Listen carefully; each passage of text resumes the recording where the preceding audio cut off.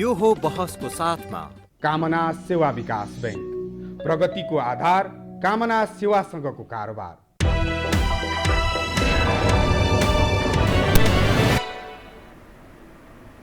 नमस्कार, यो हो बहसमा म यहाँहरूलाई हार्दिक स्वागत गर्दछु। जीवराम भण्डारी। आज यहाँहरू सामने उपस्थित हुनुहुन्छ प्राध्यापक गंगा थापा। उहाँ राजनीति शास्त्री हुनुहुन्छ। नेपालको जुन खालको राजनीतिक परिवर्तन भयो र जुन अवस्थामा जुन सिस्टममा हामी पदार्पण गरेका छौँ, यो पदार्पणको अनुयायी पनि हो प्रोफेसर गंगा थापा। झन्डै 37 वर्ष त्रिभुवन विश्वविद्यालयमा राजनीति शास्त्रमै उहाँले प्राध्यापन गर्नुभयो। अहिले पनि क्रियाशील हुनुहुन्छ। भलै त्रिभुवन विश्वविद्यालयको स्थायी पदबाट चाहिँ उहाँ निवृत्त हुनुभयो, तर प्राध्यापन निरन्तर उहाँको छ। उहाँसँग आज म समग्र विषय उठान गर्नेछु। कतै न कतै उहाँ वाम झुकाव राख्ने एउटा राजनीति शास्त्री अर्थात् प्राध्यापक पनि हो। समग्र विषयलाई आज म आम दर्शक सामुन्ने पछिल्लो राजनीतिक अवस्था, सरकार, नेपाली जन, मुलुकको राष्ट्रियताको अवस्था, प्रधानमन्त्रीले हिजो बोल्नुभएको विषय, यावत विषय, यो के राजनीतिक अर्थ लाग्छ, हामी कहाँ प्रवेश गर्दैछौँ, यावत विषयसँग कुराकानी गर्नेछु। सर्वप्रथम म उहाँलाई स्वागत गर्छु। स्वागत छ यहाँलाई। धन्यवाद, थ्याङ्क यू। अब म कहाँबाट प्रवेश गरेँ भने प्रधानमन्त्रीको हिजोको बाणीबाट है। के भन्नुहुन्छ भने 146 वर्षदेखि हामीले उपभोग गरेको भाषा उहाँको त्यो कालापानी, लिपुलेक, लिम्पियाधुरा 58 वर्षदेखि खोसिएको हाम्रो जमिन फिर्ता ल्याउन खोज्दा मैले किन गल्ती गरे जस्तो गरेर नेपालकै नेताहरू मलाई हटाउन लागि परेका छन्। विगतमा उहाँ फेरि अगाडि भन्नुहुन्छ, विगतमा जब मैले चीनसँग व्यापार र पारवान सन्धि र सम्झौता गरेँ, त्यसबेला पनि म माथि हुर्मत लिने प्रयास भयो। भलै मेरो अल्पमतो सरकार थियो, मलाई फालिदिए। अब फेरि अहिले हटाउने भनेर विभिन्न ठाउँमा 5 तारे होटलमा बैठक चलिरहेको छ। अनि विभिन्न कारणले त्यस्ता सपनाहरू देखेर दौडिरहेका छन्। हाम्रै नेताहरू लागि परेका छन्। दिल्लीका सञ्चार माध्यमबाटै त्यसको कुरा नि छनक पाइन्छ। अनि यहाँ विभिन्न ठाउँमा गोप्य बैठकहरू चलेको छ। यो होटलका गतिविधि र यो सारा देख्दाखेरि मलाई छक्क लाग्छ। यो ढङ्गले उहाँ प्रस्तुत हुनुभयो। हिजो मदन भण्डारीको जन्म जयन्तीको सन्दर्भमा आयोजित एउटा कार्यक्रममा उहाँ बोल्दै हुन्थ्यो एज अ देशको प्रधानमन्त्री। तपाईँ यो सिस्टमको अनुयायी, मैले त्यस कारणले पृष्ठभूमिमा बताएको कट्टर अनुयायी भन्छु म। यो कस्तो सिस्टम ल्याउनु भयो? तपाईँ राजनीति शास्त्रीहरू के देख्नुहुन्छ बताइदिनुहोस् त। जनताले दिने काम गर्यो, 2/3 बहुमत निकट छ, साराका सारा देशमा वामहरूको पकड छ, जनता यो हेरेको हेरै छन्। यो के सिस्टम ल्याउनु भयो तपाईँहरूले? धन्यवाद छ जीवरामजी। अब यसलाई धेरै कुछ दृष्टिकोणबाट धेरै तरिकाले हेर्न सकिन्छ। अब ठ्याक्कै म प्रधानमन्त्री के यहाँले सोध्यो भने त्यसमा जान्छु म। 2टा काम त उनले राम्रै गरेको। उनले 2016 को चाइना सिधको ट्रेड र अहिलेको नक्साको इस्यु जारी गरेको 2टा काम त राम्रै हो। त्यो 2टा राम्रो काम गरेकोमा त सबैको समर्थन उहाँले पाउनु पनि भयो। जनताले पनि त्यसलाई उहाँले चाहिँ ट्रस्ट गरेकै हो। र अहिलेको त झन् सबैले सर्वसम्मतले पास गरेको हो नि कुरा। अब भन्दाखेरि के छ भने राम्रो काम गर्दाखेरि त सबैको सहयोग पाइँदो रहेछ भन्ने कुरा पनि यसले देखायो। अब कुरा कस्तो छ भन्नुहुन्छ भनेदेखि यो पुनमा हिँडेका छौँ र तपाईँ यस्तो झुपा राख्ने भनेर भन्दाखेरि पनि के छ भने हामीले के बिर्सन हुन्न भने यो चाहिँ कन्फ्लिक्ट भएको सिभिल वारको पोस्ट सिभिल वारका कन्ट्रीहरूमा जहाँ परिवर्तन आयो 1990 पछि 89 पछाडि, त्यहाँ पावर सेयरिङ गभर्मेन्टहरू भए।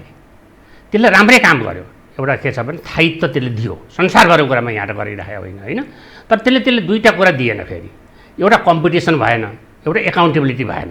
त्यो पोलिटिकल साइन्सले अध्ययनले देखाएको कुरा गर्दैछु मैले। अब हामी कहाँ पनि पावर सेयरिङ 2006 देखि भयो नि त। त्यसले एउटा के छ नेपालमा शान्ति ल्यायो। त्यो त ठुलो एचिभमेन्ट हो भन्छु 2006 सालको पनि।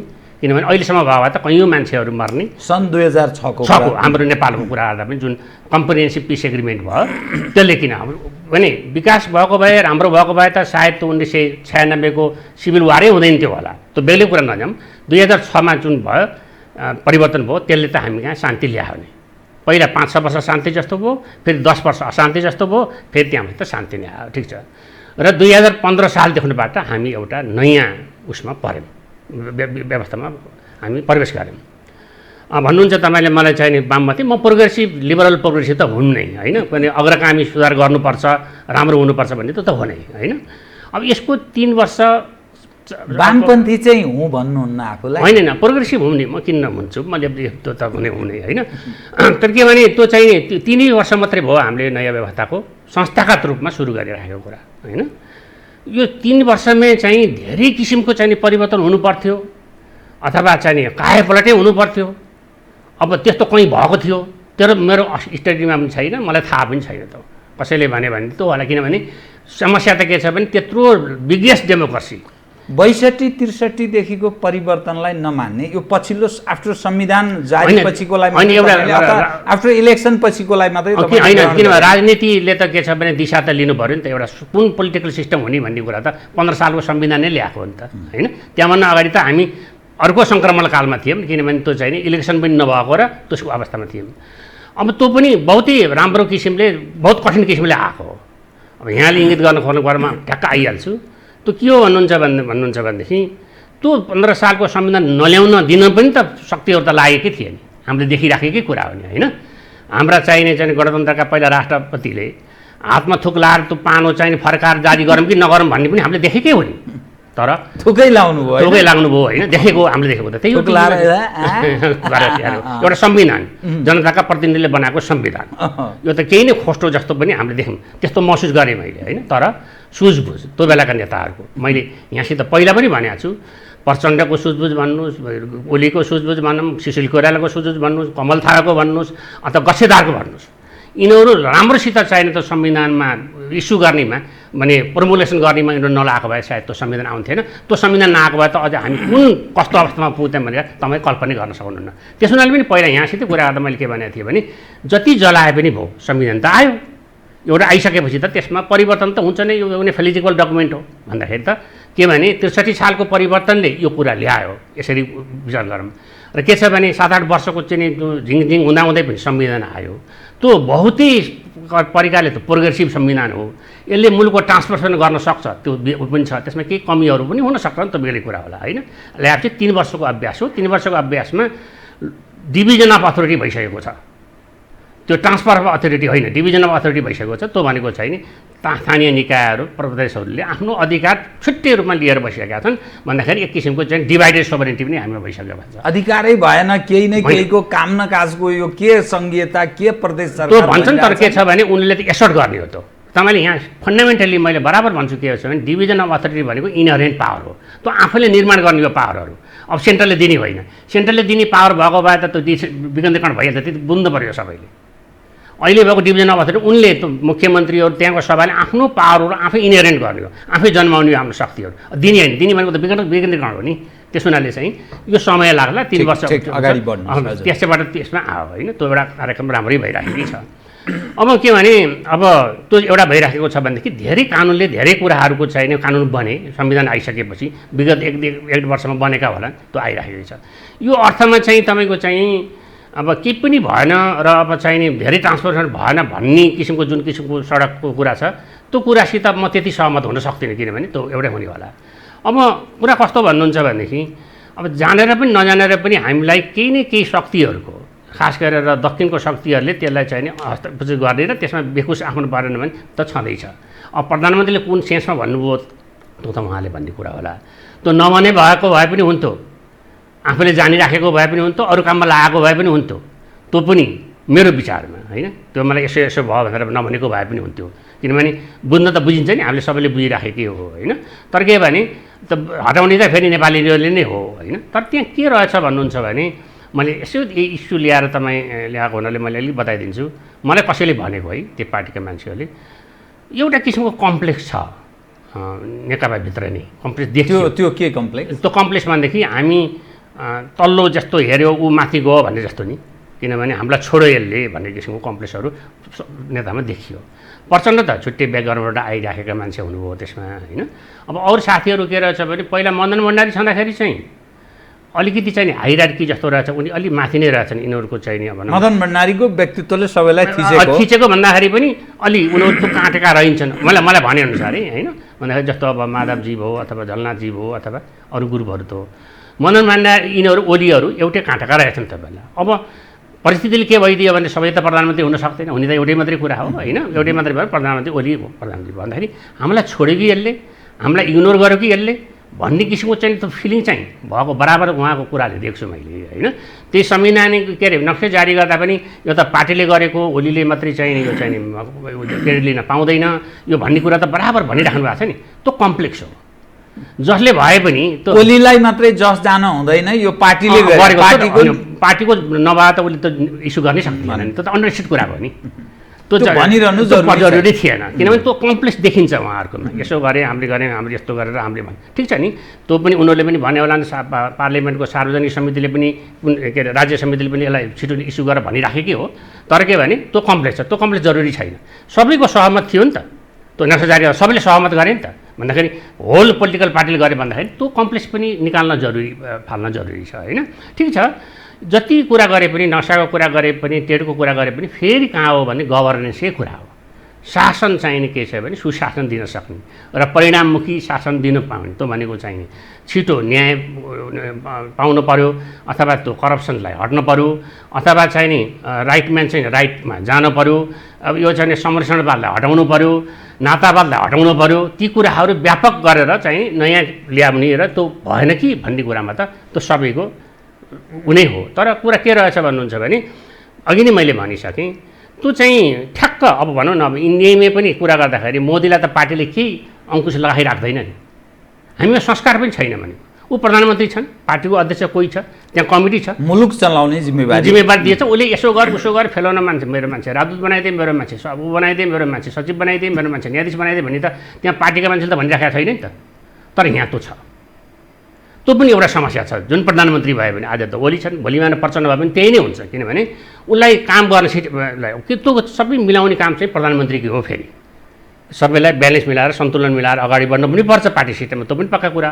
तर त्यो टोकिराख्ने पनि त्यो मलाई लाग्छ त्यति साह्रो उचित हो जस्तो मलाई चाहिँ लाग्दैन, किनभने त्यसले अर्काले अर्कोचोटिमा पनि त्यही नै हुन्छ। अब हिजो सोसेर गेलालाई प्रधानमन्त्री हुँदाखेरि शेरबहादुरले गर्ने भने नि हामी कहाँ त 3674देखि लिएर कयौँ हामीले हेरिराख्यो भने त्यो एउटा देखियो, एउटा त कम्प्लेक्स फिलिङ छ, त्यसलाई हटाउनुपर्छ त हो। किनभने अब ठिक छ, मैले के छ भने कुनै मान्छे 5 वर्ष मात्रै बस्दाखेरि त्यो स्थायित्व हुन्छ सिस्टम भन्ने म त्यसमा मान्यता राख्दिनँ। 5 वर्ष उसले हुनुपर्छ भन्ने पनि म मान्यता राख्दिनँ। के छ भने मुख्यत कुरा के छ भने त्यो पोलिसी नीति, राज्यको नीति जुन हो, राज्यको चाहिँ कार्यक्रम त्यसको कन्टिन्युटी होस् भन्ने मैले चाहेको। तर अब अहिले के छ भने अब के भनिन्छ नि, किनभने हटाउनै पर्ने भनेर चाहिँ आन्तरिक फोर्सेस लाउनु पर्ने अथवा पार्टीभित्र के भनौँ भने अरूले फुटाएर त अरूले गर्दा ओली जानुहुन्न नि। त्यही नेकपाले मात्रै चाहिने मतलब चाहेन भने जाने हो नि। त्यो पनि 275 जनाको कुरा हो नि त। 275 जनामा मेजोरिटीले चाहेन भने त ओली त आफू रहने कुरा त आउँदैन नि, त्यसका विधि विधानहरू छन् होइन। त्यस हुनाले चाहिँ के छ भने ओली प्रधानमन्त्रीले त्यो कुराहरू इन्डियनले हामीलाई यसो गरे यस्तो बोला यस्तो यी चाहिँ तफसिलका कुराहरू भए। तर आफ्नो काम जे छ त्यो गर्दै जाने, त्यो चाहिने आउँदाखेरि समस्याहरू छन् त्यसलाई निरूपण गर्दै जाने हो। मैले किन यहाँलाई त्यो भारतको विषयसँग जोडेर, किनभने उहाँले प्रधानमन्त्री स्वयंले भन्नुभएको हुनाले त्यो बोल्नुपर्ने, हामीले काहीँ न काहीँ त्यो विषय त्यसलाई पनि हामीले ख्याल गर्नुपर्ने विषय बन्न जान्छ नि, किनभने हामी यो देशका नागरिक हौँ। त तपाईँले भने चाहिँ यो सारा सुशासनको कुरा अनि भ्रष्टाचार मुक्त समाजको कुरा, उचित न्यायको कुरा, चाँडोभन्दा चाँडो न्याय प्रदान गर्ने कुरा, रोजगारीको कुरा अनि जनजीविकाको यावत कुरा जुन अवस्था छ, अब एमसिसीकै विषय आएको छ, फ्रन्टमा आएको छ, अरू पनि कतिपय विषय छ, उहाँ सबै क्षेत्रमा अप्ठ्यारो अवस्थामा प्रवेश गर्नुभएको छ। किनभने जनजीविकाको सवाल पनि असाध्यै अप्ठ्यारो छ, एमसिसीका कारण पनि उहाँ पार्टीमा अल्पमतमा पर्दै हुनुहुन्छ। मतलब देखिएको तस्बिरको म कुरा गरिरहेको छु, त्यो मुलुकको हितमा छ या अहितमा छ अलग छलफलको विषय हो। यी सबै कारणले उहाँलाई हटाउन सक्ने पार्टीभित्रको त्यस्तो जनमत आन्तरिक रूपमा बन्दै गएको हुनाले यो राष्ट्रवादको नारा अनि अलिकति उजागर गर्ने, अलिकति त्यो फ्रन्टमा ल्याइदिने, त्यसकारण त्यसलाई टेकेर आफ्नो सत्तालाई निरन्तरता प्रदान गर्ने एउटा स्ट्र्याटेजी त होइन उहाँको यो भन्ने मेरो आशय होइन। त्यो अब स्ट्र्याटेजी हो होइन, अब त्यो पनि क्रमले बताउला। तर के भने अब सबै क्षेत्रमा उहाँ असफल देखिनुहुन्छ। भलै उहाँलाई 2/3 निकटको अवस्था त छ। कोभिड-19 कारण मानिस आज के खाउँ भले के खाउँ, मान्छे मरि पनि रहेका छन् खान नपाएर, उचित प्रबन्ध नभएर। एक दोस्रो, बेरोजगारको सङ्ख्या बढ्दैछ। पार्टीका झन्डा लाताले हानेर फालिदिइसके, राष्ट्रिय झन्डा बोकेर सडकमा निस्कन थाले नयाँ पुस्ता। यो गरिब र धनी बीचको जसरी दूरी बढेको छ, हिजो देखिएको काइलो, गाउँको काइलो आज काजी साहब भएको छ। अनि त्यो काइलो, हिजोको त्यो काइलोको साथी चाहिँ झन् खान नपाएर मर्ने अवस्था छ। यो देखिएको, मैले तस्बिरको कुरा गरिरहेको छु। अनि त्यसले टसल बढाउने, त्यसले अर्को समस्या उत्पन्न गर्न लागेको हो कि भन्ने मेरो आशय। त्यसलाई उहाँले अस्त्रको रूपमा, राष्ट्रवादलाई अस्त्रको रूपमा प्रयोग गरेर आफू थप सबल हुने, पार्टीभित्र बलियो हुने अनि यही नारा मात्रै दिँदै जाने हो कि भन्ने आशयका साथ काहीँ न काहीँ त्यो शङ्काको विषयलाई मैले उठान गरेँ। ठिक हो यहाँले भनेको। त्यो चाहिँ एउटा किसिमको लहर चाहिँ छ राष्ट्रवादको, नेसनल आइडियोलोजी भन्नुहोस् अथवा न्यू नेसनलिजम भन्नुहोस्। यो ट्रम्पदेखि लिएर मोदीदेखि लिएर अस्ट्रिया, अब धेरै देशहरूमा चाहिँ एउटा नयाँ किसिमको अलिक इफेक्टिभ किसिमको दिने, फ्रान्सकोदेखि लिएर यसमा राष्ट्रवादको चाहिँ कुरा आएको छ अहिले। यो के छ भने कोल्याप्स अफ कम्युनिजम पछि, एपछि कम्युनिजम थियो आएको छ। यसमा त्यसको प्रभाव यहाँ हाम्रामा पनि नपरेको होला मैले भन्न सक्दिनँ, त्यो परेको पनि होला। राजनीति भनेको रूपान्तरण गर्नलाई नै हो, यो चाहिँ नि व्यवस्था मिलाउन मात्रै होइन। त्यसमा हामी असफल नै भएका छौँ अहिलेसम्म, सफल हुन सकेका छैन भनौँ न। ओडको कुरा गर्दा पनि सफल हुन सकेका छैन। त्यसले जनतालाई चिन्तित तुल्याएको छ, त्यसले निराश तुल्याएको छ, त्यसमा पनि कुनै राय त भएन। तर के छ भने एक किसिमले हामीले के हो भनेदेखि हामीले सिस्टमलाई पनि त मान्न त पऱ्यो नि। किनभने सिस्टमले नै ओलीलाई प्रधानमन्त्री बनाएको हो नि त। त्यही सिस्टमले ओलीलाई प्रधानमन्त्रीबाट निकाल्न त सक्ने भयो नि त। त्यो अस्त्र प्रयोग गरेर नयाँ मान्छेले मैले यो गर्छु भनेर आउँदाखेरि पनि त जनता, सर्वसाधारण जनतालाई त कुनै त ठुलो असर पर्ने कुरा त्यहाँ हुँदैन। कसैले कसैको सधैँ जाने भन्ने पनि कुरा हो नि, त्यो पनि नपर्ला होइन। तर केले आउने हो र अहिले हामीले हेर्दाखेरि पनि को आएर के हुने हो भन्दाखेरि पनि त त्यत्तिकै कन्फ्युजन छ नि त। अहिलेको 5 वर्षमा को आएर हुने, प्रचण्डजी आएर प्रधानमन्त्री भएपछि यो कायापलट हुने भा, अथवा माधव नेपाल भएर हुने, अथवा अरू पनि कुनै होलान्। किनभने बराबर तपाईँसित कुरा हुँदा पनि के हुन्छ भने यिनीहरू पनि टेस्टेडै भइरहेको भने यिनको पनि चाहिने मान्छेको हेरेको पूर्वभूमि भन्दाखेरि त को हुने, ठिक छ, त्यो चाहिँ बेटर कसरी हुने हो, त्यो पनि आउने होला। त्यसमा त्यो के भने सिस्टमलाई पनि मान्न पऱ्यो र 5 वर्ष उसले चलाउँदाखेरि हानि नै हुन्छ मुलुकलाई भने पनि त्यो यथार्थसहित नयाँ चेन्ज गरे पनि जनतालाई त केही फरक पर्ने कुरा भएन। तर त्यसको कारण चाहिँ हुनु पऱ्यो। के भने जुनसुकै कुरा र खालि के भने गभर्मेन्टले नगरेरै मात्रै भएको हो र अथवा चाहिने यो यस्तो हुनुपर्थ्यो, यति ठुलो कुरा हुनुपर्थ्यो भनेर घाँसिने कुरा पनि अहिले कता कता के छ भने हुन्छ भने हामी किसिमका सिभिल सोसाइटीहरू, हामी किसिमका सोकल हामी जस्ता इन्टेलेक्चुअल्सहरूले जुन किसिमको धाराहरू प्रस्तुत गर्नुहुन्छ त्यो पनि त्यति जायज हो कि होइन कि जस्तो मलाई त लाग्छ। किनभने एउटा सबभन्दा ठुलो कुरा त के छ भने मैले बराबर के सोध्थेँ भने धेरै ठुलो बहुमत ल्यायो भनेदेखि त्यो एउटा चाहिने अथोरिटेरियनिजम एउटा चाहिने भन्छ नि, त्यसलाई चाहिने एउटा गेन गर्छ कि होइन, डेमोक्रेटिक अथोरिटेरिजम भन्छ त्यसलाई, त्यस्तो आउँछ कि अथवा इलेक्टोरल प्रजातान्त्रिक निरङ्कुशता आउँछ कि भन्ने हाम्रो थियो। यत्रो बहुमत आएपछि त के पनि हुन्छ, तर त्यो भएन। त्यो सिम्पल एज युजुअल तरिकाले नै गयो। त्यसलाई चाहिने उहाँले त्यो अन्यथा हिसाबले गरेर कुनै पनि संविधानको मूलभूत आदर्शलाई उहाँले मास्नु भएको छैन। त्यो त राम्रै पक्ष हो नि, किनभने अहम भने पनि आफ्नै मान्छे राखे पनि संविधानभित्रै को दायराभित्र राखिराखेको कुरा हो। त्यसमा राम्रो मान्छे राख्दिया हुन्थ्यो भन्ने कुरा त बेग्लै कुरा होला होइन, त्यो त गरिराखेको त छैन। र कुनै पनि चाहिने डेमोक्रेटिक एक्सर्साइज अभ्यासमा कुनै अङ्कुश लाग्ने कुरा पनि भएको छैन होइन। त्योलाई पनि हामीले चाहिने के छ भनेदेखि यसलाई चाहिने हामीले यसलाई सफलको रूपमा नै लिनुपर्ने हुन्छ जस्तो मलाई लाग्छ। अब के छ भनेदेखि अब के हो भन्नुहुन्छ भने म त बराबर के भन्छु भने जसलाई पनि प्रधानमन्त्री हुने हक छ त्यसले आफ्नो प्रोग्राम ल्याउने, फेरि 2 वर्षपछि त चुनाव भइसक्यो, 1 वर्षपछि त ओलीजीले केही पनि गर्न पाउनुहुन्न, किनभने चुनावको वर्ष भन्छ केही पनि गर्न पाउनुहुन्न। 1 वर्षपछि आफ्नो कार्यक्रम लिएर अब उहाँलाई समय भनेको 1 वर्ष मात्रै बाँकी छ। एउटा 1 वर्ष चान्चुको कुरा हो, किनभने 1 वर्षमा फेरि ठुल्ठुलो प्रोजेक्ट ल्याउन पाइन्न, स्थानीयको पनि विषय आउँछ, दुनियाँ विषय आउँछ, 1 वर्ष कुरा। अन्तिममा उहाँले अहिलेदेखि नै जो प्रधानमन्त्री हुन लागेको हुनुहुन्छ र अथवा इच्छुक हुनुहुन्छ उहाँले आफ्नो प्रोग्राम ल्याए हुन्छ होइन, पार्टीभित्रकै मान्छेहरूले पनि अरू छ भने लिएर आयो, प्रतिपक्षले पनि लिएर आएकै भयो होइन, त्यसो लिएर आएर गरे पनि हुन्छ। र फेरि के छ भने मैले ठोस के को लागि आन्दोलन भइराखेको मैले त्यति बुझिराखेको छैन। जहाँसम्म यहाँले यसो एमसिसीको कुरा लिएर आउनुभएको थियो, मलाई के लाग्छ भने व्यक्तिगत हिसाबमा त्यसको म डिटेल त गइराखेको छैन। तर के भने अब हामीले आइसोलेसनमा पनि जान पनि सकिन्छ कि फेरि त्यो नलिँदाखेरि भन्ने डर पनि त्यतिकै छ हामी जस्ता मान्छेहरूलाई, किनभने त्यो एउटा ठुलो बिगेस्ट डेमोक्रेसी हो त्यसमा हाम्रो सरकारले होइन सरकारले त्यहाँ सम्झौता गरेको कुरा भयो र त्यसमा के छ भने त्यो हामी नगर्दाखेरि हामी सधैँ एउटा लायरको रूपमा अथवा चाहिँ एउटा मिस्टर्स पैदा हुँदाखेरि अर्को पनि हुने हो कि भन्ने पनि छ। ठिक छ, त्यसका एकदमै चाहिने सेन्टिमेन्टल कुराहरू छन् भनेदेखि त त्यसलाई बसेर सल्टाउने कुरा पनि गर्नतिर जानुपर्छ, किन हो होइन। तर मलाई त्यो कहाँनिर कुरा आउँछ भन्नुहुन्छ भने मलाई कस्तो लाग्छ भने प्रचण्डजी त त्यो ल्याउनेमै सही गर्नुभएको मान्छे हो नि, त्यो उहाँकै सरकार थियो थिएन, किनभने शेरबहादुर शेर्पाको कोलिसन गभर्मेन्टको पालामा भयो जस्तो लाग्छ है मलाई, इफ आइ एम रङ। अब उहाँले त्यो डिफेन्ड गर्नु पऱ्यो नि अहिले आएर, त्यो किन भएको उहाँ पनि त जिम्मेवार हुनुहुन्छ नि। अब होइन यो त हुन्न बडा यसै गर्न सकिन्न भन्न पनि भएन, किनभने अलिकति चाहिने के छ भन्नुहुन्छ भने क्रेडिबिलिटी क्रिएट गर्नलाई पनि आफूमा अनेस्टी पनि चाहियो, आफूमा केही अनुसारसम्म टिक्न पनि सक्नु पऱ्यो क्या त्यो, किनभने सबै पार्टीहरूले होइन त्यो पनि हामीले हेर्नुपर्छ, त्यसलाई हामीले बेफाइदा गर्छ पनि ल्याउनु पनि भएन। खालि के हो भन्नुहुन्छ भने मेरो गुनासो अब हामीले समृद्धितिर जानेको बाटोमा जुन छ, मैले इन्डिभिजुअलिजम भयो, डेमोक्रेसी भयो, ह्युमन राइट्सहरू भयो, इन्डिभिजुअल राइट्सहरू भयो, सबै चाहिने मार्केट इकोनोमी हो, सबै त हामीले खुलाइ गरेका छौँ। यहाँ कम्युनिस्टको कुनै त्यस्तो किसिमको कुरो छैन होइन। त्यो जानलाई त हामी सबैसितको सहयोग चाहिन्छ। इन्डिया र चाइनाकोसित मात्रै ब्यालेन्स मिलाएर हामी समृद्धितिर जान्नौँ, त्यो चाहिँ कसैले नसोचे पनि हुन्छ, किनभने उनीहरूका पनि आफ्नो आफ्नै समस्या छन्। त्यसैले हामीले ग्लोबल पर्सपेक्टिभमा पनि हेर्ने, रिजनल पर्सपेक्टिभमा पनि हेर्ने, त्यसमा हामीले मनन गर्ने भन्ने कुरा र कन्स्ट्रक्टिभ कुराहरू सबैको आउनु पऱ्यो, के भने अमूर्त कुराहरू गरेर त्यो छन्द भाँति पुर्याउने भन्छ नि, राजकाज राजपाट सञ्चालनका लागि त्यस्तो छन्द जसरी एउटा नाच्नु पर्यो भने नाच्नेले सबै हावभाव बडी ल्याङ्ग्वेज त्यो एक्सप्रेसन सबै मिलाउनुपर्छ नि, अनि हेर्नेलाई मजा आउँछ। त्यो राजकाजमा त्यो छन्द भाँति सारा चिज केही मिलाएको जस्तो लाग्छ कि तपाईँलाई? यतानी त्रुटि उतानी त्रुटि सारा त्यस्तो देखिन्छ।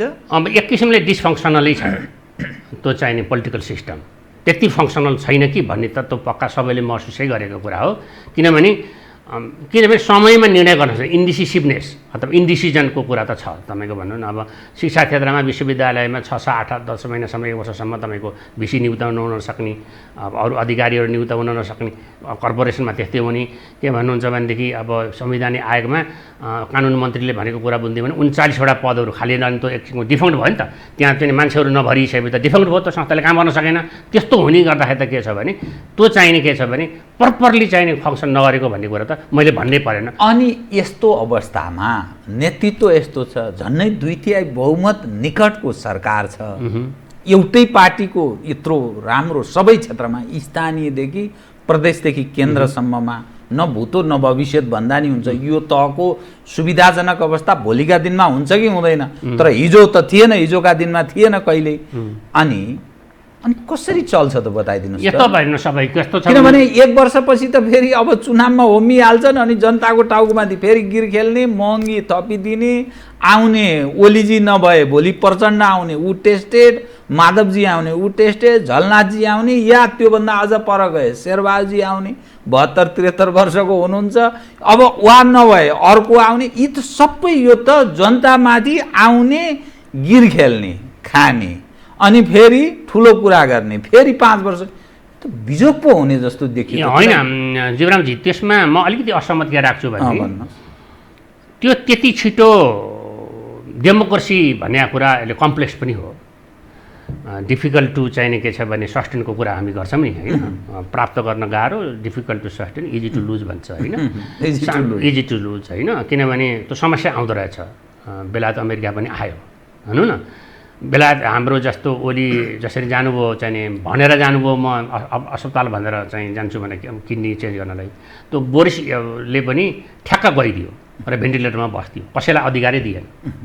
हेर्नुहोस्, त्यत्रो चाहिने मदर अफ डेमोक्रेसी भनेको ठाउँमा को हो त्यहाँ त, उसलाई केही भएको भए कसले चलाउने भन्ने किसिमको त्यस्तो चाहिने बोरिस जोन्सनको बोरिस जोन्सन अस्तिको कुरा गर्दैछु, यही चाहिँ उसमा चाहिने यसको यो कोभिड-19 होइन। अब चाहिने के छ भने राष्ट्रपति ट्रम्पले चाहिने के भन्छ भने त्यो मास्क लाउनै हुन्न, मेरो त एगेन्स्ट माई प्रिन्सिपल भनेको छ। डाक्टरले के भनेको छ भने इग्नोर पोलिटिक्स, त्यो ब्रेथिङ राइटको कुरा गर्छ होइन, मास्क गर, यो चाहिँ फर्गेट अबाउट पोलिटिक्स भन्दाखेरि पनि मानिराखेको छ। कहिले कहिले के हुँदो रहेछ भने एउटा चाहिँ इन्डिभिजुअल त्यसको क्यारेक्टर बिहेभियरले पनि कहिला कता के हुन्छ भने मान्छेलाई मन नपर्ने हो कि त्यो कुरा नगरेको कि भन्ने जस्तो पनि हुँदो रहेछ, किनभने हाम्रो इन्डिभिजुअल्समा त्यहाँ नै छ होइन। अब म अर्को पनि के भन्छु भनेदेखि 10 वर्षमा मैले त तपाईँलाई सुरुमा पनि अर्को प्रोग्राममा पनि भनेको थिएँ भने एटलिस्ट चाहिने अझ एउटा अथवा दुईवटा चुनाव, एउटा अर्को चुनाव भएर फेरि 5 वर्ष गइसकेपछि मात्रै निर्धारण हुन्छ जस्तो लाग्छ मलाई। यो त 3 वर्ष मात्रै भएको छ, यसले राम्रो गर्न सकेन भने त यसबाट लेसन सिकेर अर्को नेतृत्व आउने भयो, जसको आओस्, काङ्ग्रेसको आओस् कि मधेसवादी दलको आओस् कि जसको आओस्, ती कुराहरू आउने भयो होइन। त्यो चाहिँ हुँदाखेरि त्यो चाहिँ यो चाहिँ किसिमले चाहिने अहिले अति नै पर्ने र अहिले बिग्रिराखेको, मैले भने नि संविधानका मूलभूत सिद्धान्त र आदर्शलाई नमाचिराखेको अवस्थामा अरू भनेका कुराहरू प्रोसिडेरल हुन्, ती त चाहिने आफ्नै कामका बेलामा सोचिने कुराहरू हुन्। भोलिले सचाउन सकेनन् भने भोलि बिहान अब पुरुषकमलले सचाउलान्, भोलि बिहान शेरबहादुरले सचाउलान्, माधवजीले सचाउलान्, को हुने हो त्यसले सचाउन अथवा अरूले सचाउलान्। त्यसको लागि चाहिने हामीले चाहिने उ गर्न पर्दैन जस्तो भन्नुहोस् न। डेमोक्रेसीको चाहिँ विकल्प छैन भन्ने जस्तो भन्नुहोस् न। अब अहिले नै भन्छु, तपाईँले पनि पछि मलाई लाग्ला, अब उसले अलि अर्को काम गरेको भनेको यो नागरिकताको कुरा, त्यसमा पनि म जोड दिन्छु। के छ भने अब यसो हेर्दाखेरि म खुसी पनि भएँ, किनभने तराई ग्रुपले यो त हामीलाई मिलेन भनेर भन्दाखेरि किन खुसी भएँ भनेदेखि हामीले सुनेको के थियो भने त्यहाँ डाउरी हुन्छ, बाउहरूलाई पनि बहुत दुःख दिन्छन्, तपरे सुसाइडै गर्न पर्ने अवस्थामा पुर्याउँछन् भनेको त उनले बाउहरूलाई असाध्यै माया गर्दो रहेछ। आफ्ना छोरी जेसुकै हुन्, इन्डियामा त हाम्रो छोरी पठाएको थियो नि त, उहाँ 7 वर्ष दिँदैन, चासो राखेन, आफ्नो छोरीको माया लाएन, उसलाई बाउको माया लायो, बुहारीको माया लायो। त्यो चाहिँ राम्रो कुरा हो, किनभने घरमा ल्याएकोलाई होइन, ल्याएरलाई चाहिँ आफ्नो मेम्बर भनेपछि त्यसलाई छिटो त्यसलाई चाहिँ इम्पावर गर्ने भन्ने किसिमको लायो होइन। तर के छ भने हामीले पनि बुझ्नुपर्ने कुरा के हो भने त्यसमा मैले देखिराखेको पछि मैले ठट्टा गरे त होइन है, त्यो बुहारी होइन त्यस्तो देखियो। तर कस्तो भन्नुहुन्छ भनेदेखि यसो हेर्दाखेरि के छ भन्नुहुन्छ भने अब यो 7 वर्ष धेरै ठाउँमा जाँदाखेरि त अझ अरूको धेरै ठाउँमा त पुलिसको सर्टिफिकेट पनि लिएर आउनुपर्छ। खालि के छ भनेदेखि मलाई त्यहाँ एउटा के लागेको भने तपाईँले पछि मलाई क्वेसन सोधिहाल्नु होला भनेको, मैले त नागरिकता आएको सदस्य पनि हुँ 95 को म। त्यस हुनाले अहिले नागरिकता यिनै उपाध्यायजी हो, गणपति उपाध्यायको र अहिलेको गृहमन्त्री, अहिलेको प्रधानमन्त्री उहाँ गृहमन्त्री हुनु त, त्यो पालामा गठन पनि हो, उहाँकै पालामा फेरि नागरिकता आयो है। त्यस हुनाले मैले करेक्सन गर्न खोजेको यो पनि एउटा राम्रो कुरा हो जस्तो मलाई लाग्छ उनले गरिराखेको होइन। अब के छ भने अब त्यसमा चाहिँ लिङ्गको भेद गर्न हुन्न, जेन्डर डिस्क्रिमिनेसन गर्न हुन्न भन्ने कुरामा मलाई कता कता लाग्छ। त्यो ज्वाइँ ल्याए पनि त्यसलाई पनि 7 वर्षसम्म नदिने, त्यो पनि आउने, किनभने त्यो छ नि बेलायतमा मेरो श्रीमती क्यानाडामा बस्छ, मैले उसको स्पाउस भएर त्यहाँ जान सक्ने जस्तो त दिनुपर्छ, त्यसलाई पनि त्यो किसिमको बराबर अधिकार दिनुपर्छ कि जस्तो मलाई अर्धाङ्गिनी भयो होइन, त्यसमा दिनुपर्छ जस्तो लाग्छ। तर के छ भने त्यो सबै अधिकार त्यसलाई दिइसकेपछि त्यो पिआर भनेको छु मैले, बेलायत के अरे त्यो क्यानाडा अस्ट्रेलिया त्यो पिआर हो, सबै अधिकार त छ नि त, कहीँ पनि बस्नुपर्छ। जस्तो 1098 दिन हो कि कति क्यानाडामा उपस्थिति भएकै हुनुपर्छ, त्यो गन्छ त्यसले पासपोर्ट देखेर, त्यो डे टु डे त्यो पनि 4 वर्षमा 3 वर्ष बस्नुपर्छ। स्ट्रिक्ट पहिला 5 वर्षमा 3 वर्ष बसे हुन्थ्यो, अहिले 4 वर्षमा 3 वर्ष बस्नुपर्छ भनेपछि त्यस्ता प्रावधानहरू हुन्छन्। मैले त्यसलाई अन्यथा लिनुपर्ने पनि कुरा छैन। तर आइएम ह्याप्पी कुन मानेमा भने बाउहरूलाई पनि त्यस्तो किसिमले चाहिँ हेर्दाखेरि त्यो मलाई खुसीको कुरा हो। यी सबै कुराहरू त्यसलाई हामीले उ गर्नु पऱ्यो कि खालि के छ भने त्यसै हावामा उठेर फेरि चाहिँ सडकमा आएर हामीलाई यो भयो ऊ भयो हामीलाई चाहिने ऊ भएन भन्ने किसिमको त्यस्तो उतालो कुरा भनेको भने एक्स्ट्रामा कुरा गर्नु भएन। टुप्पो भन्दाखेरि यो पनि एउटा किसिमको राम्रै काम, एउटा थिति बसाल्ने काम हो, त्यो राम्रै काम हो। नागरिकताको सवालमा ठिकै सरकारको काम प्रशंसनीय नै छ भन्दाखेरि एउटा त नक्साको काम हो, ठिक छ। उहाँले यहाँले भने जस्तै के छ भनेदेखि यसले समय लाग्छ, लामो समय लाग्ला। तर अब कसैको पनि मेनिफेस्टोमा, अब आउने मेनिफेस्टोमा हामीले जग्गा छिटो हाम्रो अधीनमा ल्याउँछौँ भन्नेमा सबैको हुन्छ। अब कोही पछि हट्न जुनसुकै प्रधानमन्त्री जुन व्यवस्था हामी जुनसुकै पार्टीले पनि त भोटैको लागि भए पनि लो चाहिने हामीले यो ल्याउँछौँ भनेर, किनभने त्यो स्पिरिट आउने कुरा भयो। ठिक छ, उहाँले चाहिने मलाई लाग्छ, म उहाँको फ्यान पनि होइन ऊ पनि होइन। तर के छ भनेदेखि उहाँले मलाई चिन्नु पनि चिन्नुहुन्छ, चिन्नु न त मलाई बेग्लै कुरा भयो। तर के छ भने कामको गरेकोलाई काम राम्रै भएको भन्नु पऱ्यो होइन। तर कसैले पनि मायुसी हेर्न पर्ने, आफूले फिल गर्न पनि कम्प्लेक्स भन्ने कुरा छैन। कुरा के हो भन्नुहुन्छ भने सँगसँगै तपाईँ र म सडकमा हिँड्यौँ, तपाईँ अगाडि जाने भयो हिँड्नुभयो भने मलाई छोड्नुभयो भन्ने कुरा सम्झेपछि फेरि त्यो समस्या हुन्छ। त्यो चाहिँ इट्स ए साइकोलोजिकल प्रब्लम, किनभने कि त म अगाडि कि तपाईँ पछाडि हुनुपर्छ नि त। तर सर एउटा नि जो सामान्य जो नागरिक हुन्छ तिनको त्यो धैर्यको बाँध टुट्यो भने उसले यो संविधान यो व्यवस्था यसरी आएको मलाई यति राइट छ भन्ने कुरा उसले मतलब राख्दैन कि जब उसलाई डे टु डे समस्यामा ऊ प्रवेश गर्छ नि तपाईँ हामी निश्चित हाम्रा आम्दानी छन्, आफ्नो घर छ काठमाडौँमा, न्यूनतम आधारभूत आवश्यकता पुरा गर्न सक्ने अवस्थामा हामी छौँ र यो कुरा गरिरहेका छौँ। तर दिनानुदिन बेरोजगार बढ्दैछ, निजी क्षेत्रका कम्पनीहरूले साराका सारा मान्छे निकालिदिइरहेछन्, 80% भन्दा बढी मानिस निकालिदिइरहेछन्, उद्योग धन्दाका साराका त्यो बेरोजगारको अवस्था छ, विदेशबाट फर्कनेको अवस्था त्यस्तै छ। भएका उद्योग त सबै हामीले बेचेर भ्याइदिइसक्यौँ, त्यो पनि आम्दानीको अर्को स्रोत पार्टीहरूका बने, नेताहरूका पार्टीहरूका। अनि त्यस्तो पीडित मान्छेले अनि यो सिस्टम अनि यी नेता जेल बसेका यिनले दुःख गरेका यो चिज कुर्छ र भने अनि त्यो तपाईँ भनेको कुरा ठिक हो, तपाईँसित 100% सहमत छु। किनभने अहिले नै मलाई आउँदाखेरि तपाईँले बोलाएर मान्छे पठाएर आउनु पऱ्यो। ठिक, अब पैसा हुनेको त मोटर छ आउने भए, अब म चाहिने के छ भने पब्लिक ट्रान्सपोर्टेसन चलेको छैन भनेपछि मलाई त म सफर गरिराखेको छु। त जुनसुकै देशको नागरिकको के हुन्छ भने पहिला उसले आफ्नै समस्याहरूलाई सरकारले कति एड्रेस गर्छ गर्दैन भन्ने सितै मात्रै प्रथम प्रायोरिटी राख्छन् उनीहरूले, त्यसैमा चासो हुन्छ उनको। त्यो गरेन भनेदेखि त्यसलाई चाहिँ नि फ्याँक्न खोज्छन् उनीहरूले, अर्कोमा जान्छन्। त्यो प्रक्रिया नै हो, संसारकै प्रक्रिया हो होइन। र मैले सुरुमा पनि तपाईँसितै पनि कुरा गर्दाखेरि के भनेको थिएँ भने यो चाहिने अहिलेकोमा उनलाई मौका थियो प्रधानमन्त्रीलाई सोसियल र चाहिने यो चाहिँ सोसियल सेक्टर ट्रान्सफर्मेसन गर्ने। त्यो हेल्थको कुरा हुनसक्छ, त्यो शिक्षाको कुरा हुनसक्छ, त्यो इम्प्लोइमेन्टको कुरा हुनसक्छ, त्यो सेक्युरिटीको कुरा हुनसक्छ। त्यसमा ठ्याक्कै ओर्न पर्छ र यो एउटा सोसियलिस्ट गभर्मेन्ट हो है, अलिकति चाहिँ जनताको ठ्याक्कै हेर्छ भन्नेमा त्यो जान पर्थ्यो जस्तो मलाई लाग्छ। त्यो देखिन्छ कतै होइन, त्यो देखिएन, त्यही त भन्छु, त्यसमा चाहिँ जान पर्थ्यो। किन त्यसैसित मान्छेको धेरै कुरा एट्याचमेन्ट छ अरूमा भन्दाखेरि पनि। यहाँले संविधानमा समाजवाद उन्मुख भनिएको छ, त्यो समाजवाद उन्मुख भनेको छ कि समाजवाद मौलिक हकमा सब चिज राखिदिएको छ, शिक्षा स्वास्थ्य खाद्यान्न यावत छ। त्यसैले त्यसमा चाहिने सुरुमै जान पर्थ्यो उहाँहरू, किनभने यस्तो अरू कुरामा नलाइकन बहुमत पनि थियो उहाँहरूसित, कानुनमा परिवर्तन गर्न पनि सकिन्थ्यो र यी कुराहरू गर्ने, हेल्थमा यो गर्ने। अब त्यस्तो गरेको भएदेखि सायद चाहिँ त्यो गर्नु पर्थ्यो, त्यो मिक्स भयो भन्ने कुरा त मैले यहाँसित कुरा हुँदाखेरि त्यसको 6 महिना पछाडि नै मैले भनिरहेको थिएँ। त्यसको लागि के हुनु पर्थ्यो भने असल चाहिँ अर्थमन्त्री हुनुपर्थ्यो, त्यसले त्यो किसिमको प्रोग्राम लिएर आउनु पर्थ्यो। त्यो त्यहीँबाट पनि बिग्रेको राखेको छ भने, किनभने त्यो पास्टको ब्यागेजहरूलाई हटाउनुपर्छ कि कतिपय चाहिँ पूर्वको कुराहरूलाई राखिराखेर झुन्ड्याएर त्यसलाई माया गरेर, किन नोस्टालिजिया मात्रै भएर काम हुँदैन, किनभने अलिक कुरियल पनि हुनुपर्छ त्यसमा। त्यो गरिराखेको भए ल शिक्षा यतिसम्म फ्री यस्तो किसिमको गर्ने, स्वास्थ्य यतिसम्म फ्री गर्ने भनेर त्यो प्रोग्राम आउनु पर्थ्यो। त्यो सोसियल रिफर्म चाहिँ को चाहिँ ठुलो अड्केको हो। सोसियल रिफर्म भनेको चाहिँ इकोनोमिक रिफर्मसित पनि अट्याच हुन्छ। त्यसो गरिदिएको भएदेखि के छ भने जनताको के छ भने सहयोग पाउन, समर्थन पाउन उहाँलाई सजिलो हुन्थ्यो होइन। त्यो गर्न सकिन्थ्यो होइन, त्यो गर्न सकिन्थ्यो। अब यसको मतलब यो कहिले गर्न सकिन्न भन्ने त होइन, यो यसको लागि 2 तिहाईकै सरकार चाहिन्छ भन्ने पनि छैन। किनभने राम्रो काम हुँदाखेरि त तपाईँको चाहिँ सबै पार्टीको सहयोग हुन्छ। भोलि बिहान शिक्षा क्षेत्रमा एउटा प्रगतिशील परिवर्तन, स्वास्थ्यमा प्रगतिशील परिवर्तन गर्छु भनेर अर्को नेक्स्ट गभर्मेन्ट होला, चुनावपछि जो आउला त्यसले ल्यायो भने पनि त सबैको सहमत रहन्छ। तपाईँले यसो अनुहार हेर्दा नि, जस्तो मलाई हेर्नुभयो भने एक खाले तपाईँले धारणा बनाउन सक्नुहुन्छ, तपाईँलाई हेर्दा म एक खाले धारणा बनाउन सक्छु। त्यसै गरी यो राजनीतिक वृत्तमा रहेका कोही त्यस्ता मानिसहरू जो आयो चाहिँ भने यो देश चाहिँ तपाईँको चाहना या जनताको चाहनालाई सम्बोधन गर्न सक्छ है भन्ने त्यस्तो खालको व्यक्ति तपाईँ कहीँ पाउनुहुन्छ? राजनीतिक वृत्तमा रहेका काङ्ग्रेस, कम्युनिस्ट, राप्रपा, मधेसी अथवा के नामका अरू सबै भन्नुहोस् न, त्यस्तो अनुहार तपाईँ देख्नुहुन्छ? फेरि कहाँ कस्तो रहेछ भन्नुहुन्छ भने फेरि एकछिन तपाईँसित हाँसो गरिहालौँ। तपाईँलाई देख्दाखेरि मैले कता कता राजावादी देख्ने, तपाईँले मलाई देख्दाखेरि कहीँ वामपन्थी देख्ने होइन, त नजरको कुरा होइन। एक्चुअलमा म वामपन्थी भएर सदस्य पनि नभएको, कुनै त्यसको कुनै नगएको, तपाईँले पनि त्यही नगरेको, त्यो चाहिँ हेर्नेको दृष्टिकोण चाहिँ त्यो छ। तपाईँले भने ठिक हो।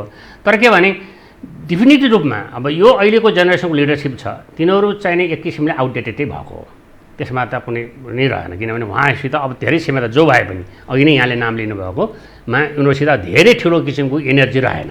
अब तर हामीले यो सोचौँ न, कोही पनि नयाँ मान्छे आउने बित्तिकै, मैले नामै लिएर यो दुई त किन भनौँ, नयाँ आउने बित्तिकै त फरक त हुन्छ होला नि, निश्चित रूपमा फरक हुन्छ। त हामीले त्यसमा आशावादी हुनैपर्छ। भोलि होइन काङ्ग्रेसमा भने पनि नयाँ जेनेरेसनहरू आउला भनेर नामै लिएर भन्दाखेरि गगन थापाहरू, विश्वबन्धु शर्माहरू आउलान्, अथवा भोलि भने योगेश भट्टराई, घनश्याम भट्टराई विशालहरू अथवा कुनै आउलान् भनौँ नयाँ आएछन् भने नयाँ त तेस्रो पुस्ता आएछन् भने डेफिनेटली यही किसिमले जान्छ भन्ने हुँदैन।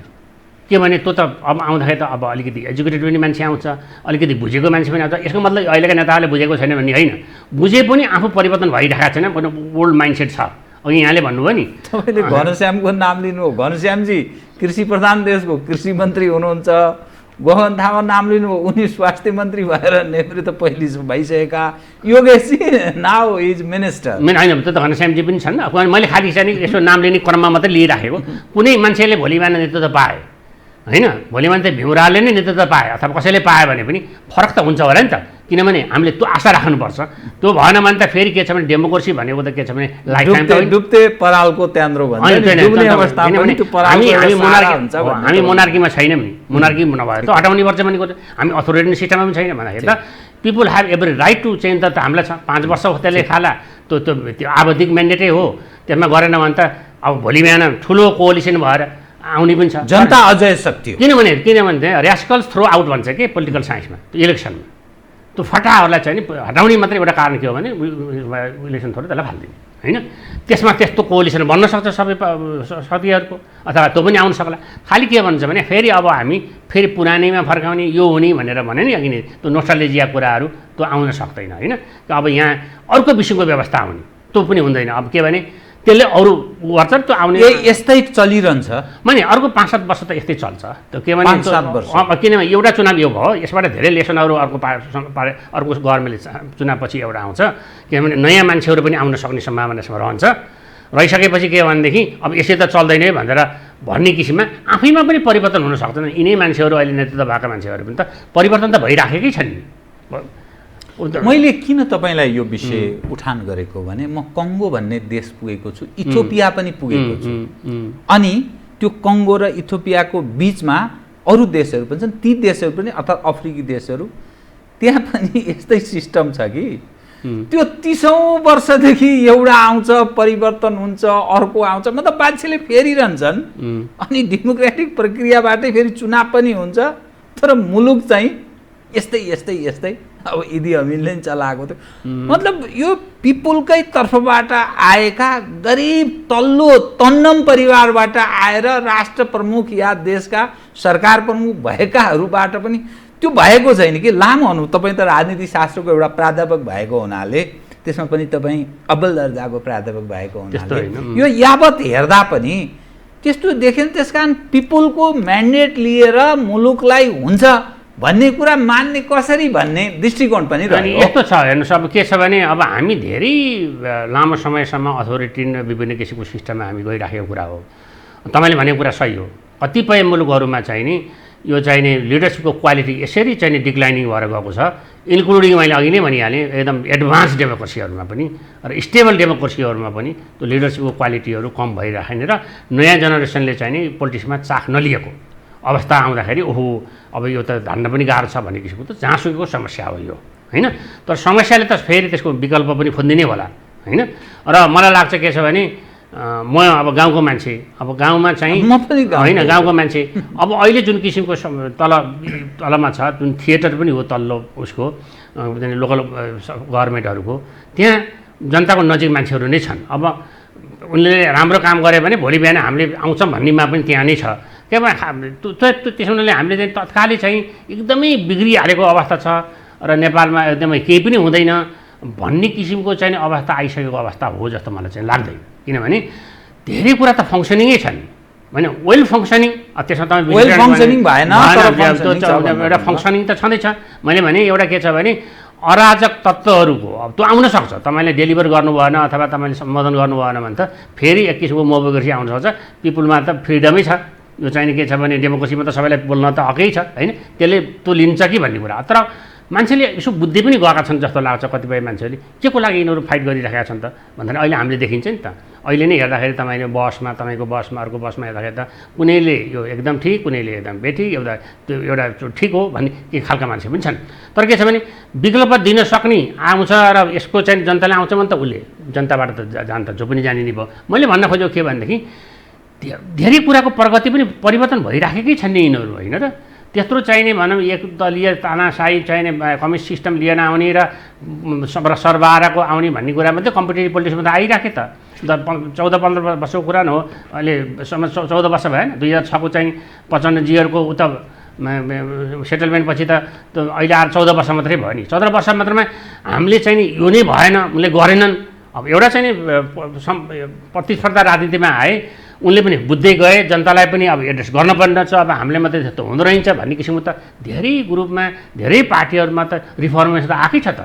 त्यसैले त्यसलाई चाहिँ नि हामीले अब एकदमै निराश भएर त्यसलाई हुँदै भएन भनेर सोच्नुपर्ने पनि कुरो छैन। होइन, मैले किन भने तपाईँ अब पढे लेखेको मान्छे, राजनीति शास्त्री भएको हुनाले तपाईँ जस्तो मान्छेसँग कुरा गर्न मजा पनि आउँछ कि, यसकारण कि त्यो पब्लिकलाई बुझाउन पनि सजिलो हुन्छ। तपाईँहरू भनेको एउटा आधिकारिक त्यस्तो व्यक्ति पनि हो कि हामीलाई एक ढङ्गले त्यो काहीँ न काहीँ उत्साह पनि जागृत हुन्छ।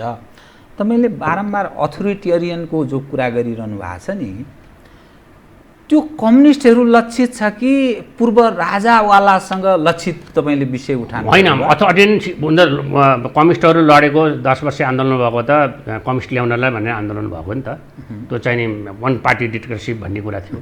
त्यो नेगोसिएटेड सेटलमेन्ट भयो, सेटलमेन्ट भएपछि पावर सेयरिङ। तानाशाही व्यवस्थाको जो कुरा गरिन्छ नि, त्यहाँ कम्युनिस्टहरूलाई तानाशाह भनिन्छ कि तानाशाही सिस्टमका अथवा निरङ्कुशताका पक्षपाती जबरजस्त लाद्ने भनिन्छ कि त्यो राजाहरू भएको देशमा चाहिँ त्यस्तो हुन्छ भन्ने आशयका साथ तपाईँ? होइन, त्यो होइन। यसो भने सिद्धान्त त हेर्ने हो भने त डेमोक्रेसी फ्लोरिस गरेको मोनार्की भएकै ठाउँमा छ। त्यसलाई त धेरै जस्तो देशहरूमा, किनभने त्यहाँ पार्लियामेन्ट्री सिस्टम छ र त्यो चाहिँ फेरि वेल फङ्सनिङ डेमोक्रेसी छ, माने रेस्पोन्सिबल अनि डेलिभरेटिभ डेमोक्रेसी छ त्यो हिसाबले गर्दाखेरि त, होइन? तर हामी कहाँ त्यो भइदिएको भए अथवा 1981को परिवर्तनमा नै भइदिएको भए त्यो एउटा हुन सक्थ्यो होला, होइन? अथवा 1990मै राजा नै राष्ट्रपति भइदिएको भए वीरेन्द्र, अर्कै किसिम पनि हुन सक्थ्यो होला। अहिलेको चाहिँ 10 वर्ष जनयुद्ध पनि जान्थेन होला। ती भए पुराना कुरा र पुराना गरेर पनि फाइदा भएन, होइन? अब के भने कुनै किसिमको तानाशाही माने राजशाही अथवा अरू किसिमको तानाशाही अथवा अरू कुनै किसिमका तानाशाहीहरू अब यो मुलुकमा आउँदा पनि आउनन्। त्यो चाहिँ नि बेकारको चाहिँ त्यसमा यसो धमी ल्याएर यसो चाहिँ आफ्नो कैकैको पकड गर्ने कुरा अब यसमा त हामी बिर्सनै पर्छ। यसलाई यही संविधानलाई बढी न बढी चाहिँ पार्टिसिपेटरी र बढी ओनरसिप र बढी रेस्पोन्सिबल बनाउने मात्रै कुरा हो, होइन? त्यसको लागि के छ भने 3 करोड नेपालीमा धेरै मान्छेहरू काबिल छन् भन्ने मलाई लाग्छ। अब उनीहरू कहिले आउँछन् अथवा कति समय लाग्छ उनीहरू आउनलाई भन्ने कुरा, अब 5 वर्ष लाग्ला, अब 10 वर्ष लाग्ला भन्ने एउटा कुरा हो, होइन? तर के छ भने हाम्रो एउटा के छ भने अथोरिटेरियन मेन्टालिटी जुन थियो अहिले त त्यो त नाश भइसक्यो नि सबैमा, अहिले त छैन नि त्यो। त्यसो हुनाले यो त राम्रै पक्ष हो नि त। यो भएपछि त के हो भने एउटा चाहिँ पार्टिसिपेटिभ डेमोक्रेसीको त पक्षमा हामी छौँ नि भन्ने भनाइ मात्रै मेरो हो। किनभनेदेखि अब अरूले चाहिँ हुन्न, अब आउँदैन भनेको एउटा के छ भने सब्जेक्टिभ जजमेन्ट भयो। फेरि के छ भने आउन कसरी भन्न सकिन्छ? हु नोज द फ्युचर। के छ भने धेरै काबिल मान्छे त छन् नि, मौका पायो भने गर्न सक्ने मान्छे धेरै होला, धेरै रिफर्मिस्ट मान्छे पनि होला, धेरै ब्रेन भएका मान्छे पनि नेपालमा छैनन् भने त होइन नि। तिनले कहिले मौका पाउँछन् र भन्ने यसको कुरा हो। अब त्यो मौका चाहिँ नि हाम्रो लिडरसिपले 1990देखि नै दिन सकेको भए र त्यो जनताको कुरालाई बुझिराखेको भए सायद चाहिँ यत्रो चाहिँ धनजनको क्षति पनि हुँदैन थियो। होइन, पर्खने समय धेरै भयो कि भन्ने मैले, किनभने अहिले पनि मानिसहरू खास गरी यो डेमोक्रेसी भन्छन् नि, डेमोक्रेसीका कुरा गर्नेहरू 30 वर्ष निरङ्कुश पञ्चायतले स्वाहा पारेर हामी भन्छन् आफै 31 वर्ष भइसक्यो डेमोक्रेटिक एक्सर्साइज गरेको, अब 30 वर्ष भनेको छ, त्यही चाहिँ स्वाहा पार्यो भनेको छ, हिँडेको छ। अनि त्यस कारणले भन्न खोजे होइन, त्यो त चाहिँ त्यसो भन्न हुँदैन थियो। त्यो पक्षसित म सहमत छैन, किन ऊ नभएर नै यो आएको नि त। त्यसैले पुराना कुराहरूमा यो थियो र हामीले यस्तो गरेँ भन्न हुँदैन कुनै पनि नेताले। मैले यस्तो गरेँ अब यस्तो हुन्थ्यो भन्न पनि हुँदैन। जे गरियो त्यो गलत थियो भने त्यो थियो, अब म यो गर्छु भन्न पर्यो। के छ भने 3 वर्षलाई गाली गर्न पनि भएन, हिजोको चाहिने के छ भने 1990 पछिको परिवर्तनलाई गाली गर्न पनि भएन फेरि यहाँ, होइन? कि त्यो नभएर नै परिवर्तन आयो नि भन्ने सम्झनु पर्यो। अब त्यो नभएर त्यो 30 वर्ष पञ्चायतले नगरेर बहुदल आयो, बहुदलले मात्रै नभएर राजासितको बहुदलले नभएर माने गणतन्त्र आयो। अब राजा थियो र गर्न पाइन भन्न मिल्दैन, किनभनेदेखि त्यो नेताको त्यो चरित्रै हुन्न, त्यो नेताको चाहिँ त्यो चाहिँ गुणै होइन। त्यो मैले जे दिए पनि म यो गर्छु, मैले यसो गरेको भए यसो गर्छु भन्ने होइन, किनभने past can not be erase, पास्टलाई तपाईँ फर्काउन सक्नुहुन्न, परिवर्तन गर्न सक्नुहुन्न, मैले यो गर्छु अब भन्नु पऱ्यो, त्यसै ठ्याक्क आउनु पऱ्यो। त्यो आएन भन्ने किसिमको कुरा हो र अहिले आउनु पर्थ्यो भने तपाईँ हामीको सबैको चाहना हो, किनभने अहिले चाहिँ नि पावर सेयरिङ थिएन गभर्मेन्टमा, एब्सोल्युट मेजोरिटी भएको गभर्मेन्ट थियो। एउटा निश्चित प्लान अनुसार चाहिँ नि आएर खास गरेर मान्छेसित मैले अघि नै पनि भने, फेरि दोहोऱ्याएर भन्छु, त्यो चाहिँ जनजीविकाको कुरा यहाँको चाहिँ एउटा सोसल रिफर्महरू, त्यो एउटा राम्रोसित सोसल रिफर्महरू एउटा गरेर त्यसमा आइराखेको भएदेखि ठ्याक्क जनताको कुरामा त्यो एट्याच हुन्थ्यो। अब त्यो चाहिँ नि कमी भएको छ। अब हेरौँ के छ भने अर्को चुनावपछि त्यसको एड्रेस होला, किनभने हामी 5 वर्षमा निराशय भएर सडकमै आएर होइन हुने भन्ने कुरा पनि छैन। फेरि सडक के को लागि लक्षित हो त? फेरि सिस्टमको लागि लक्षित हो कि त्यो चाहिँ प्रधानमन्त्रीको लागि लक्षित हो अथवा कोही व्यक्तिको लागि लक्षित हो भन्ने कुरा पनि अहिले पनि त्यो क्लियर भएको जस्तो मलाई लाग्दैन। जति पनि विद्वानहरू बोल्नुहुन्छ होइन, उहाँले चाहिँ सिस्टमलाई गाली गरेको हो भनेदेखि असन्तोष हुनुहुन्छ भने सिस्टमलाई सुधार्नु पऱ्यो। व्यक्ति भनेको त 5 वर्षको हो नि त होइन। वक्ताले या कुनै पनि फ्रन्टमा आउने मानिसले म के चाहन्छु, मैले लैजाने बाटो कुन हो भने चाहिँ क्लियर हुनु पर्यो, पुरा हुनुपर्छ। जसले पनि भन्नु पऱ्यो भोलि बिहान के छ भने मैले आएँ भने जति पनि दलहरू छन्, यहाँले पहिला भन्नुभयो ती दलहरूले हामीले यसरी परिवर्तन गर्छौँ भनेर लिएर आउनुपर्छ जब भन्दै कुरा हुने भयो होइन। यहाँ आउने अब यसो गरे भए हुन्थ्यो, ओलीजीले यो बिगारे भए हुन्थ्यो, फलानले यो बिगारे भन्दै भने त्यो चाहिँ मायुसी कुरा भयो, फेरि चाहिँ गलत कुरा भयो। किनभने ओलीजी पनि त्यो सिस्टमले नै बनाएको प्रधानमन्त्री हो। म अब अलिकति करेन्ट, म कार्यक्रमको अन्त्यतिर आएँ, करेन्ट इभेन्टसँग म जोड्छु है त। नेपाल कम्युनिस्ट पार्टी नेकपा अप्ठ्यारोमा देखिन्छ बाहिरबाट हामीले हेर्दा, अघि एकपछि अर्को घटनाले त्यस्तो देखाउँछ। ओलीजीले गर्न सक्नु भएन भन्ने त्यही भित्र आवाज पनि छ। अनि ओलीजी मलाई असहयोग गरिरहेछन्, यिनीहरू मलाई फालेर आफू स्थापित हुन खोजिरहेछन् र यिनीहरू उक्साहटमा छन्, कसैले उक्साइरहेको छ भन्ने कुरा उहाँको सार्वजनिक अभिव्यक्तिले पनि त्यो पुष्टि गर्छ। नेपाली काङ्ग्रेस आफ्नै सङ्कटमा छ, आफ्नै पार्टीभित्रकै आन्तरिक समस्याबाट गुज्रेको छ। प्रमुख प्रतिपक्षको साँचो मानेमा भूमिका निर्वाह गर्न सकेन है काङ्ग्रेसले भनेर आलोचना यत्रतत्र भइरहेछ।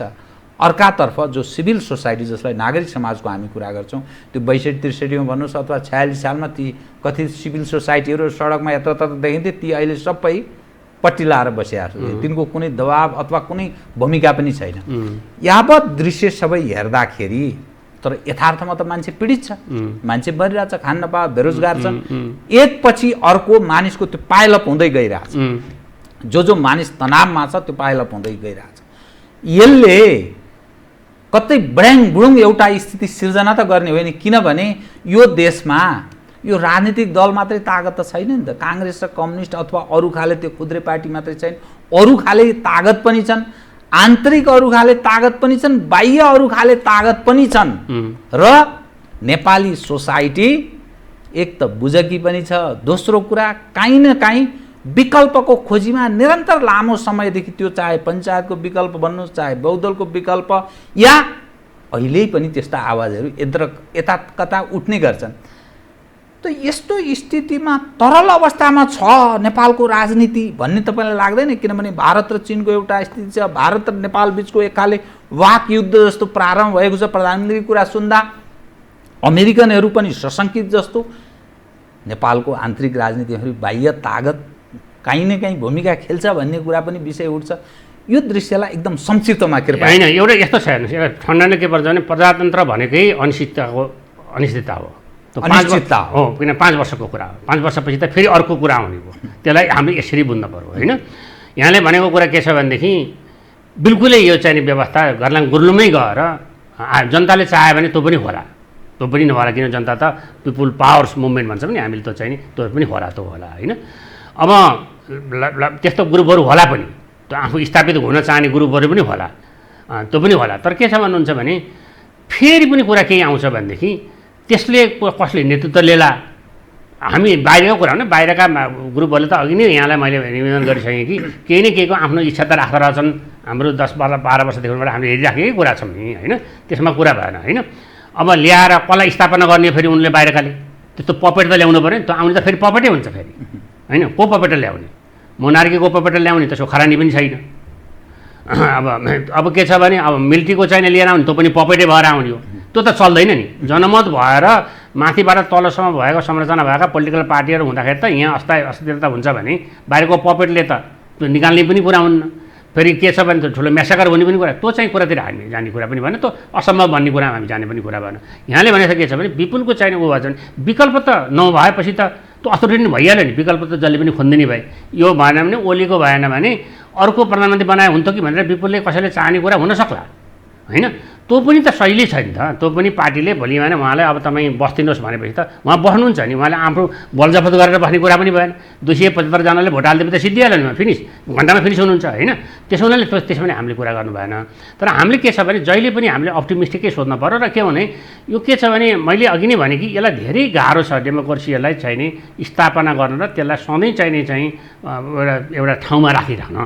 किनभने धेरै ठाउँमा चाहिँ त्यो बिग्राउँदो रहेछ। हुँदा राम्रो राम्रो भएको देशहरूमा पनि अहिलेकै कोभिडले पनि कैयौँ अर्गनाइज भएको डेमोक्रेसीमा छत्ताछुल्ला बनाइदियो नि। किनभने एउटा इम्प्रेसनमा परेर फङ्सनिङ गरिरहेको भनेर होइन, पोलिटिकल सिस्टमले फङ्सन गरिरहेको छैन कि भन्ने त बनायो नि। त्यसैले हाम्रो चाहिँ अहिले भएको चाहिँ धेरै जसो चाहिँ एउटा फरेस्टेसन हो यहाँले भनेपछि त म पुरा सहमत छु। किनभने जनताका मूलभूत चाहिने उहरूलाई जनता पनि सरकारले एड्रेस गरेन, जुनले त्यो खोजेका थिए। र यो आउँदाखेरि उनको चाहिँ भनौँ न अब भोलि बिहान खेत रोप्ने बेला अब मलै छैन, उसलाई त त्यही समस्या हुन्छ नि त, मल हाल्न नभएपछि उसको फसल हुँदैन, फसल नभएपछि उसको हुँदैन। यी सबै कुराहरूमा पनि किन पुगेन भन्दाखेरि केही न केही डिसफङ्सनल त सिस्टममा त छ नि, डिसफङ्सनल त छ नि। किनभने त्यो पुगिराखेको छैन। अब अहिले नै भन्छु पहिलामा हाम्रोसित मेडिसिनै छैन, कोभिडको बाहेक मेडिसिनै छैन भन्ने किसिमको समाचारहरू तपाईँले बताइराख्नु भएको छ। त्यो छैन। त्यसको लागि चाहिँ के छ भने अब जिम्मेवारी त सबै कुराको जिम्मेवारी त प्रधानमन्त्रीले लिनुपर्छ। किनभने he the chief spoke person of the Nepalese people, 3 crore मान्छेको नेता नै उहाँ हो। तर उहाँको के हो भनेदेखि उहाँले बोल्दाखेरि बोलिसकेपछि फाइनल हो त। त्यसो हुनाले उहाँले पनि आफूले बोल्दाखेरि पनि त्यही हिसाबले बोल्नुपर्ने हुन्छ जस्तो मलाई लाग्छ। किनभने अरू रहन्न। तर अब अरू के छ भन्नुहुन्छ भने असन्तुष्ट भन्ने कुरा त अब पार्टीभित्रका असन्तोष, प्रतिपक्षको असन्तोष, अब अरू किसिमको असन्तोष भन्ने कुरा त डेमोक्रेसीमा त्यसलाई एउटा साधारण हिसाबमै लिनुपर्छ, ठुलो हिसाबमा लिनुपर्ने छैन। तर के छ भने अब यहाँको अब फाइनल्ली यहाँले चाहिँ ओलीलाई नै गर्न पारे भन्नाले मैले के भन्छु भने अब उहाँलाई अप्ठ्यारै पारेर चाहिने भनौँ डेलिभर गर्न नसकेर यो चाहिने भने फाल्नै खोजेको हुनाले उहाँले यो कुरा बोल्नुभयो कि भनेर जुन सुरुमा चाहिँ भन्नुभएको थियो। अब त्यस्ता केही किसिमका चाहिँ भित्रका फिलिङ्सहरू हुन सक्छन्। ती फिलिङ्सहरूलाई उहाँले तोडेर आफूले चाहिने अरू परिणाममुखी कामतिर गयो भने त्यो राम्रै होला। र मेरा विचारमा अहिले तत्काल चाहिने कुनै पनि सिस्टम, पोलिटिकल सिस्टमको विकल्प खोज्ने अवस्था यहाँ आइराखेको जस्तो मलाई लाग्दैन। र अथोरिटेरियन सिस्टम आउने पनि विकल्प छैन। किनभने यसबाट हुँदै हुन्न। अब हामीलाई अथोरिटेरियन चाहिन्छ भने त्यो पनि छैन। सडकका चाहिने केही मान्छे हेरेर पनि भएन। तर के भने अब अहिलेको सरकारले राम्रोसित डेलिभरेट गर्न सकेन अथवा डेलिभर गर्न सकेन भन्ने कुरामा त सबै जनताको असन्तुष्टि त्यही नै हो। त्यहाँबाट ठुलो वस्तु लाग्दैन। हस्, धन्यवाद चाहिँ थ्याङ्क यू।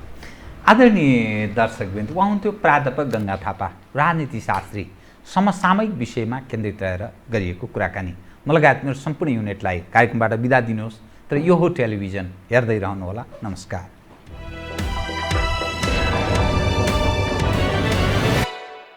यो हो बहसको साथमा कामना सेवा विकास बैंक, प्रगतिको आधार कामना सेवासँगको कारोबार।